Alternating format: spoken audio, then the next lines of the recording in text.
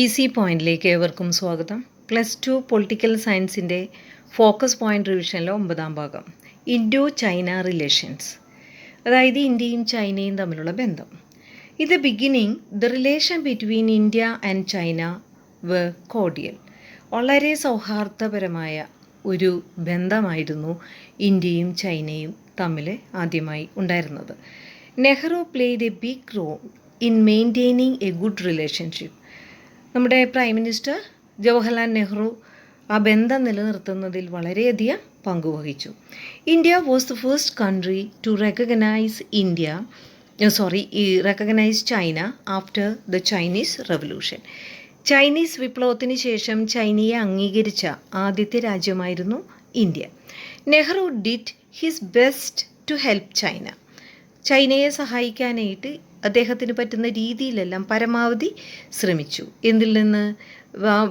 പാശ്ചാത്യ അവരുടെ ആ ഒരു ഷാഡോയിൽ നിന്ന്, അല്ലെങ്കിൽ അവരുടെ ആ ഒരു ഇൻഫ്ലുവൻസിൽ നിന്ന് ചൈനയെ സ്വതന്ത്രമാക്കാൻ. He help China in many international matters. പല അന്താരാഷ്ട്ര കാര്യങ്ങളിലും അദ്ദേഹം ചൈനയെ സഹായിച്ചു. Because of the cordial relation on the borders between India and China, only paramilitary personnel, not army, were deployed. ഇവിടെ ഇത്രയും ഫ്രണ്ട്ഷിപ്പ്, സൗഹാർദ്ദപരമായ ഒരു ബന്ധമായിരുന്നു ഇന്ത്യയും ചൈനയും തമ്മിലുള്ളത്. അതുകൊണ്ട് സൈനികരെയൊന്നും അതിർത്തിയിൽ ഇന്ത്യ നിർത്തിയിട്ടുണ്ടായിരുന്നില്ല. അർദ്ധ സൈനികരെയാണ് അവിടെ നിർത്തിയിരുന്നത്. പഞ്ചശീൽ എഗ്രിമെൻറ്റ്, അതായത് 1954 ഏപ്രിൽ 25 ഒരു കരാറിൽ ചൈനയുമായിട്ട്, ചൈന അതുപോലെ ഇന്ത്യൻ പ്രൈം മിനിസ്റ്ററും ഒക്കെ ആയിട്ട് ഒരു കരാർ, അത് വലിയ ഒരു ലാൻഡ് സ്റ്റോൺ ആയിരുന്നു, അല്ലെങ്കിൽ ബിഗ് ലാൻഡ് മാർക്കായിരുന്നു, നാഴികക്കല്ലായിരുന്നു. The prime ministers exchanged visit and receive the love and respect from the people. ഇപ്പോൾ ചൈനയിലെ പ്രൈം മിനിസ്റ്റർ ഇങ്ങോട്ട് ഭാരതം സന്ദർശിക്കുന്നു, അതുപോലെ ഭാരതത്തിലെ പ്രൈം മിനിസ്റ്റർ അവിടെയും സന്ദർശിക്കുന്നു. ആളുകളെല്ലാവരും വളരെ സ്നേഹത്തോടെ സ്വീകരിക്കുന്നു, ആദരവ് നൽകുന്നു. വളരെ അടുത്ത ബന്ധമാണ് നെഹ്റുവും ചൈനയും തമ്മിൽ ഉണ്ടായിരുന്നത്. എങ്കിലും സർദാർ വല്ലഭായ് പട്ടേലിനെ പോലുള്ള ലീഡേഴ്സിന് ഈ ചൈനയുടെ നീക്കത്തിൽ അല്പം സംശയമുണ്ടായിരുന്നു. But people like Vallabhbhai Patel were not sure if the Chinese could be trusted so much. അത്ര അധികം വിശ്വസിക്കണോ ചൈനയെ എന്ന് വല്ലഭായ് പട്ടേലിനെ പോലുള്ള നേതാക്കന്മാരെ പലപ്പോഴും സംശയിച്ചു. But Nehru never thought the China would attack India. പക്ഷെ ഒരിക്കലും തന്നെ ചൈന എന്തെങ്കിലും രീതിയിലുള്ള ആക്രമണം തങ്ങളോട് ഇന്ത്യയെ ചെയ്യുമെന്ന്, ഇന്ത്യയെ ആക്രമിക്കുമെന്ന് ഒരിക്കലും നെഹ്റു കരുതിയിരുന്നില്ല.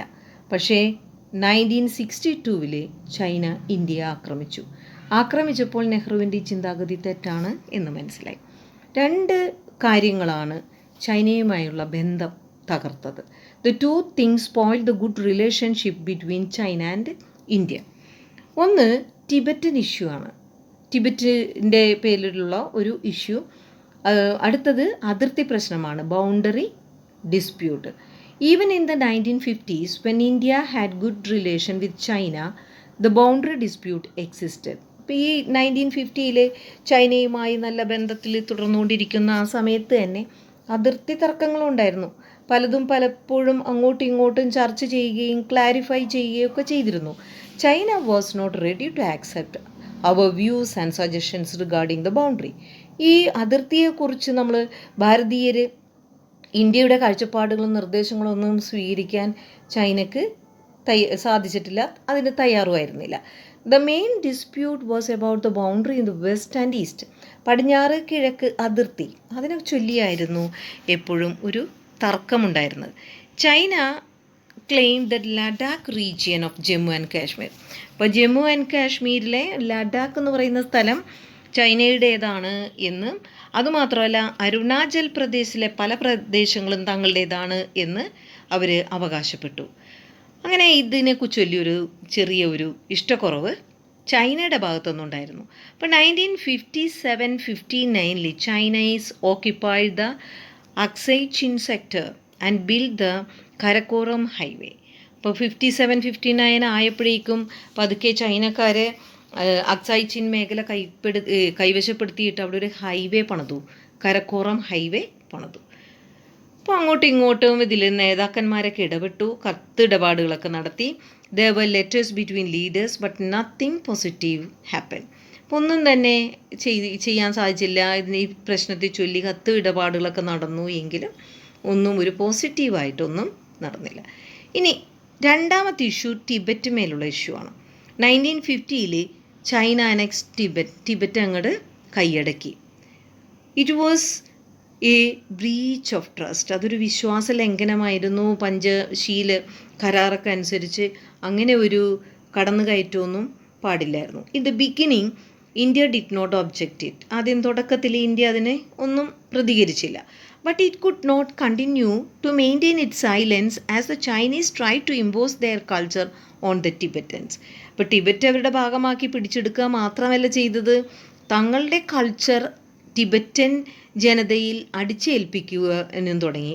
ആ സമയത്ത് ഇന്ത്യക്ക് മിണ്ടാതിരിക്കാൻ സാധിച്ചില്ല.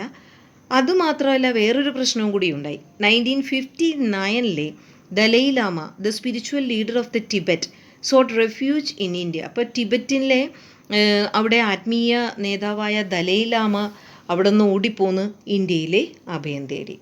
Then the Chinese started accusing us of anti Chinese activity. അപ്പോൾ ഇതും കൂടി ആയപ്പോൾ ദലൈ ലാമക്ക് അഭയവും കൂടി കൊടുത്തു കഴിഞ്ഞപ്പോഴേക്കും ഇന്ത്യയെ കുറ്റപ്പെടുത്താൻ തുടങ്ങി.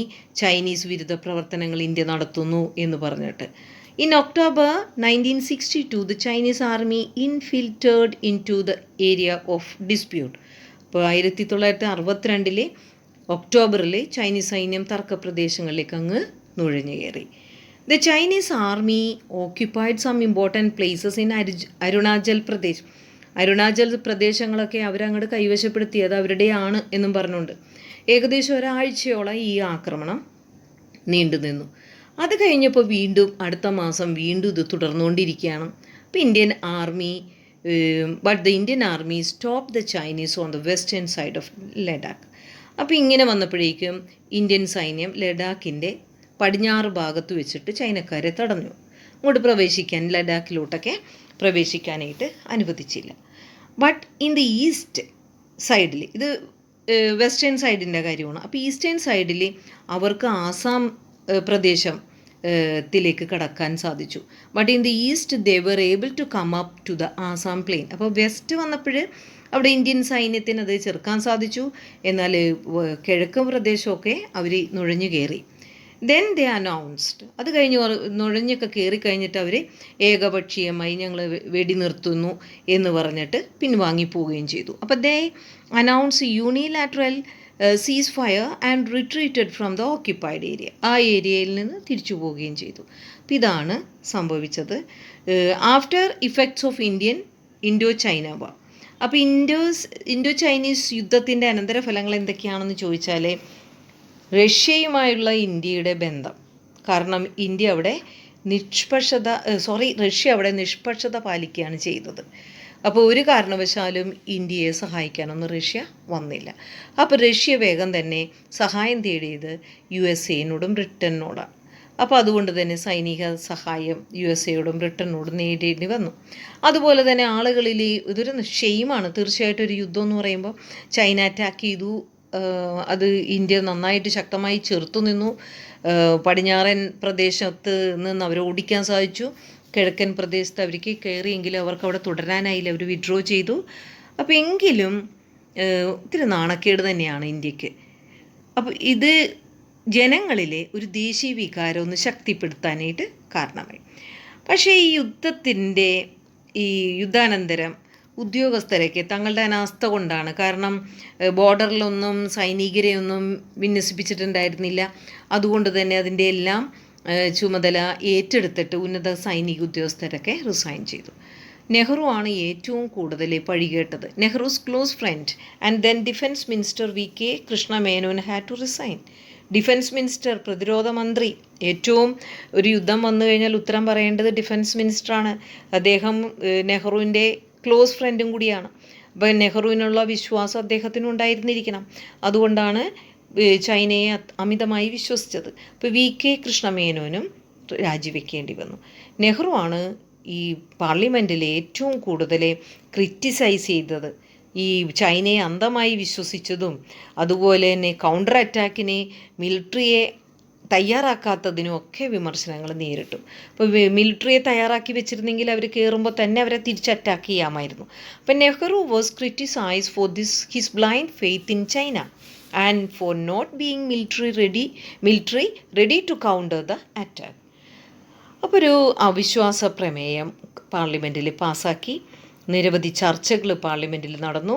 അപ്പോൾ ആ ഇടക്ക് നടന്ന ഇലക്ഷനിൽ Congress was defeated in many by elections to the ലോകസഭയിലേക്ക് തോൽവി അറിയാൻ തുടങ്ങി. അതുവരെ വൺ പാർട്ടി ഡോമിനേഷൻ എന്ന് പറഞ്ഞ് നടന്നിരുന്ന കോൺഗ്രസ്സിന് പരാജയത്തിൻ്റെ രുചി അറിയേണ്ടി വന്നു. The war affected even the opposite പാർട്ടികൾ പോലും അവരെ പോലും സ്വാധീനിച്ചു ഈ വാർ.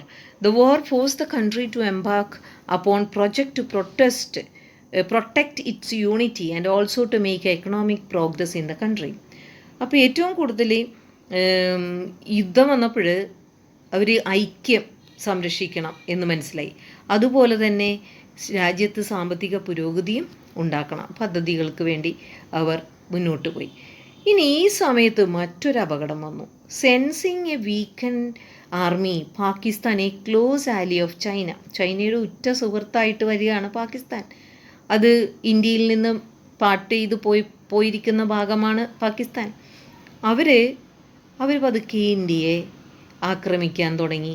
അവർ ജമ്മു ആൻഡ് കാശ്മീരിലേക്ക് നുഴഞ്ഞു കയറാൻ തുടങ്ങി. And ultimately triggered the second Kashmir war. 1965 ആയപ്പോഴേക്കും ഇന്ത്യയുമായി പാകിസ്ഥാൻ യുദ്ധത്തിനിറങ്ങി. അപ്പോൾ തുടർന്ന് അത് കഴിഞ്ഞ ഉടനെ 71 പാകിസ്ഥാൻ യുദ്ധം ഉണ്ടായി. അപ്പോൾ ഇതാണ് ഒരു അനന്തരഫലമായിട്ട് നമുക്ക് പറയാനുള്ളത്. അപ്പോൾ ദുർബലമായ സൈന്യം എന്ന് മനസ്സിലാക്കി. ഇവിടെ സജ്ജീകരിച്ചിട്ടില്ല. കോൺസെൻട്രേഷൻ മുഴുവൻ എക്കണോമിക് ഡെവലപ്മെൻറ്റ് പ്രോസ്പെരിറ്റിയിലേക്കാണ്. അപ്പോൾ അതുകൊണ്ട് തന്നെ ഇവിടെ പാകിസ്ഥാനുമായിട്ട് ഒരു യുദ്ധം ആരംഭിച്ചു. അപ്പോൾ ഇനി പാകിസ്ഥാൻ ഇന്ത്യ റിലേഷൻ എന്നുള്ളത് അടുത്ത വീഡിയോയിലിടാം.